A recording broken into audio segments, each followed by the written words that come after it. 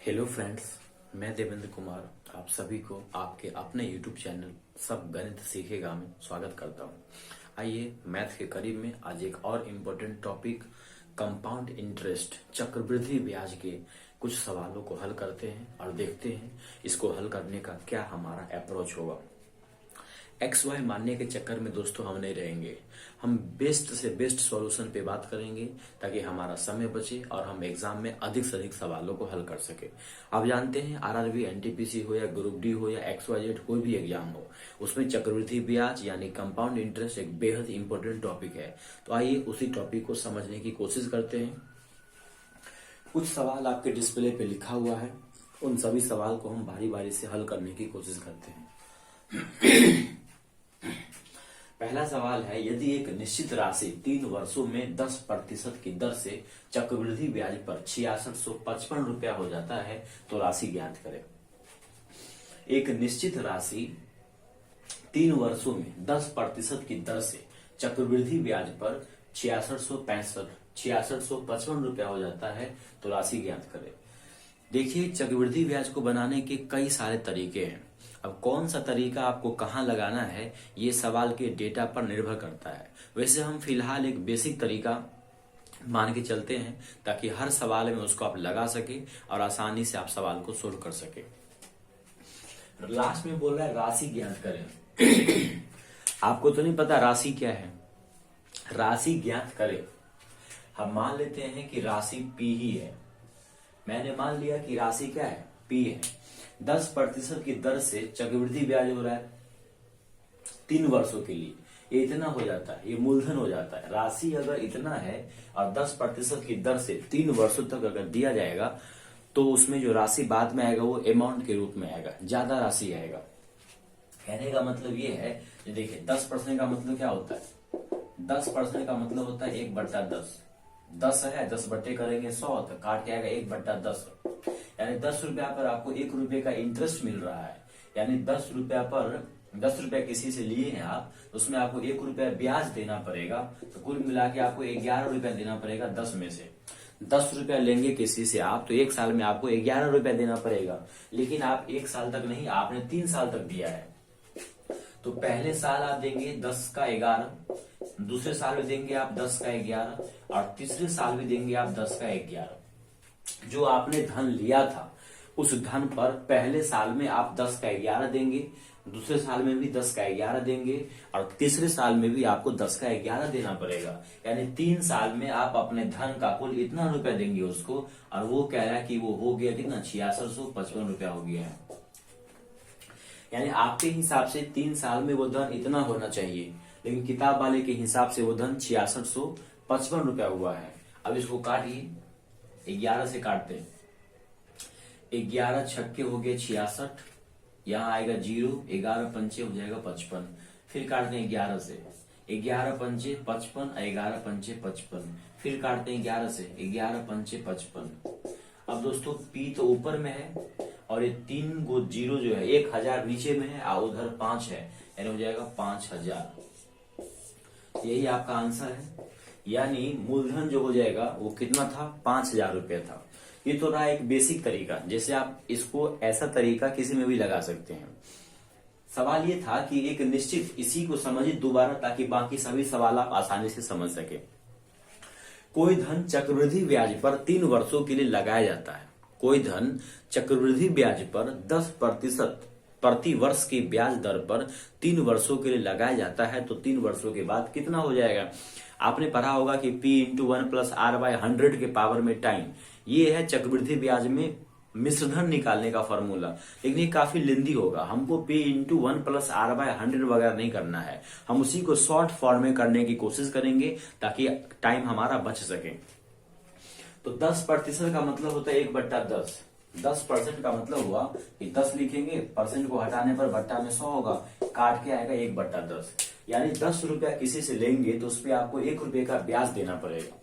10 रुपया किसी से लेते हैं तो आपको 1 रुपये का ब्याज देना पड़ेगा। मतलब 10 रुपये का कर्जा समाप्त करने के लिए 11 रुपया देना पड़ेगा 1 साल में।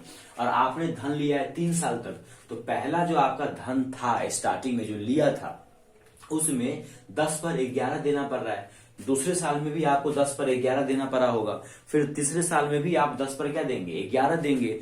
तो आप कुल मिला के इतना दिए, लेकिन कह रहे हैं कि आपने इतना दिया है, तो दोनों को बराबर कर दिए। ये भी हो गया मिश्र धन, ये भी हो गया 3 साल के बाद, तो ये भी हो गया मिश्र धन। दोनों को काट के पी बराबर कितना आ गया, 5 आ गया।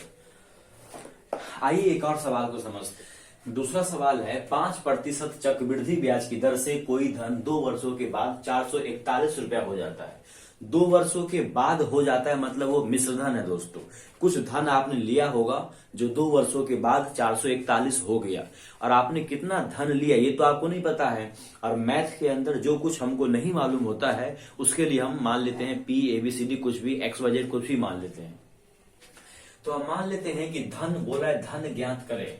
मान लेते हैं कि धन पहले P था।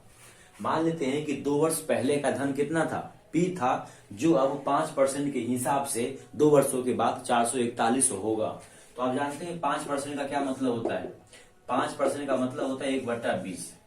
5 देखो, 5 बट्टा करेंगे 100, काटेंगे 5 1 5, 5 20 से 100। तो 20 रुपया किसी से अगर आप लिए हैं तो उस पर आपको 1 रुपए का ब्याज देना पड़ेगा, यानी आपको क्या है 21 रुपया देना पड़ेगा 20 रुपया के कर्ज को चुकाने के लिए। 5% का मतलब 1/20 हुआ, यानी अगर आप 20 रुपया धन लिए होते किसी से तो उस पर आपको 1 रुपए का ब्याज लगता, क्योंकि ये 5% क्या है, 5% ब्याज की दर है। इसका मतलब हुआ कि 20 रुपए पे आपको 1 रुपए का ब्याज देना पड़ेगा, यानी फाइनल रफा दफा करने के लिए कर्ज को आपको 21 रुपया देना पड़ेगा हर 20 रुपया पर। और ये प्रत्येक साल की बात है।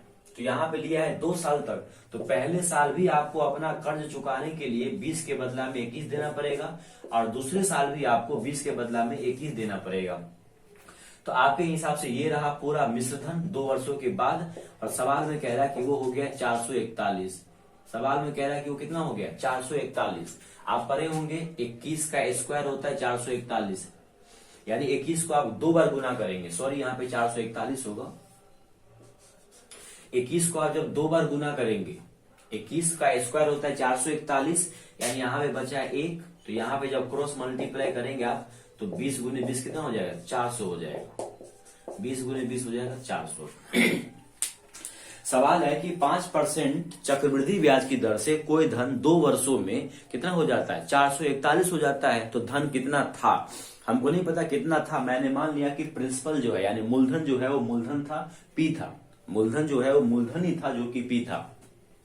5% का मतलब होता है 1/20। ये कहां से आया, 5% है, परसेंट को उड़ाने पर बट्टा में आया 100, 5 को काटे 5 1 5, 5 दूनी 10, यानी 1/20। 1/20 का मतलब हुआ कि हर 20 रुपया पर आपको 1 रुपये का ब्याज देना पड़ता है 1 साल में। हर 20 रुपया पर 1 रुपये का ब्याज आपको देना पड़ता है कितने साल में, 1 साल में। आपने लिया है 2 साल तक, तो पहले वाला 20 में आपने 21 दिया होगा चुकाने के लिए कर्ज, और अगले बार 20 में भी आपने 21 दिया होगा। ये रहा आपका मिश्र धन। सवाल में दिया है मिश्र धन 441। 21 का स्क्वायर होता है 441, दोनों 21 से वो कट गया, वहां बचा 1, तो P हो गया 20 20 400। उम्मीद करते हैं आपको अच्छा लग रहा होगा। एक निश्चित राशि 20% चक्रवृद्धि ब्याज की दर से 2 वर्षों के अंदर 7200 हो जाता है, तो राशि ज्ञात करे। राशि ज्ञात करे मतलब वो धन ज्ञात करे। धन तो आपको पता नहीं क्या है। पहले देखिए, पहले रेट कितना दिया हुआ है, पहले फ्रैक्शन दिया हुआ है 20%।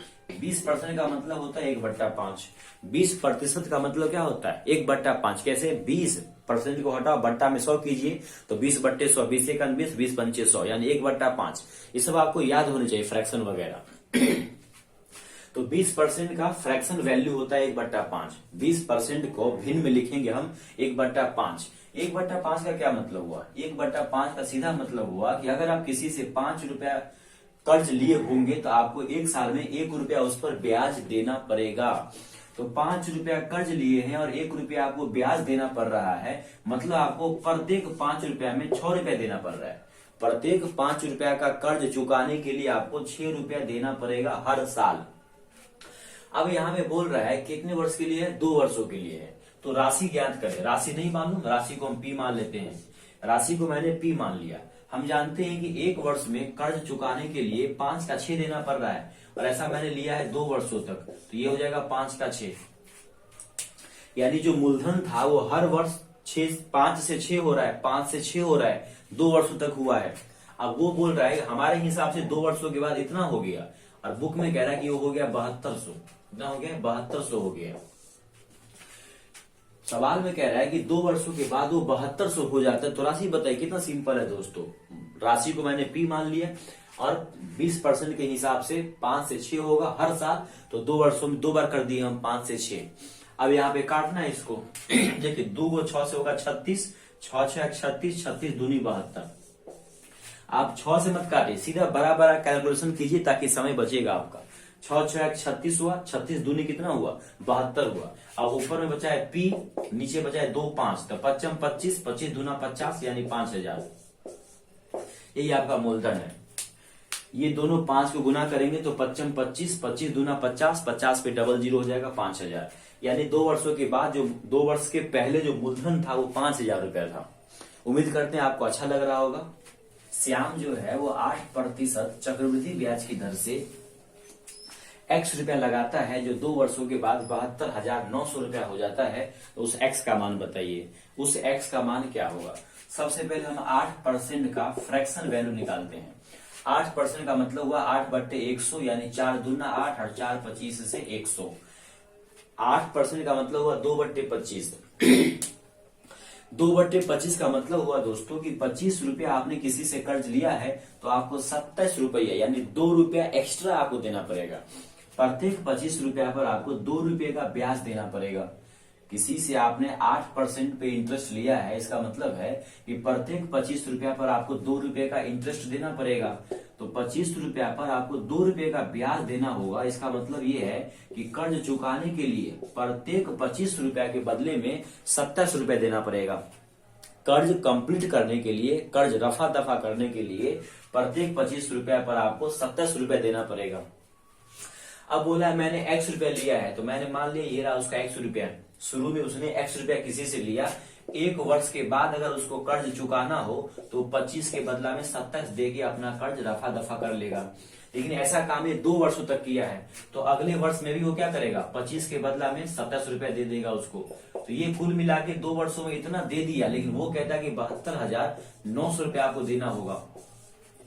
यानी उसके हिसाब से 2 वर्षों के बाद 72,900 हो जाता है। उसके हिसाब से 2 वर्षों के बाद 72,900 हो जाता है और हमारे हिसाब से 2 वर्षों के बाद इतना होता है। अब इसको आप काटिए। देखिए 27 का आपने पहाड़ा पढ़ा होगा, तो 27 का स्क्वायर होता है 729। 27 का स्क्वायर कितना होता है? 729 होता है। तो 27 से 27 कट गया, ये बच गया 100। 27 का स्क्वायर होता है 729। तो ये 729 से 729 कट गया, 2 जीरो उस पे आ गया। अब यहाँ पे नीचे क्या बचा? 25। 25 का स्क्वायर होता है 625। 25 का स्क्वायर कितना होता है? 625। x ऊपर में बचा हुआ है, तो 25 का स्क्वायर होता है 625, ऊपर में 2 जीरो, यानी यही आपका क्या हो गया? x का वैल्यू हो गया।